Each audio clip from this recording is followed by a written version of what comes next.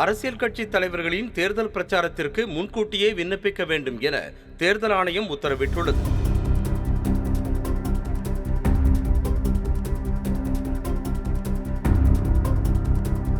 ஒரே நேரத்தில் ஒரே இடத்தில் இருவேறு கட்சிகளின் பிரச்சாரம் நடப்பதை தவிர்க்க ஆன்லைனில் 48 மணி நேரத்திற்கு முன்பே விண்ணப்பிக்க வேண்டும் என அறிவுறுத்தப்பட்டுள்ளது.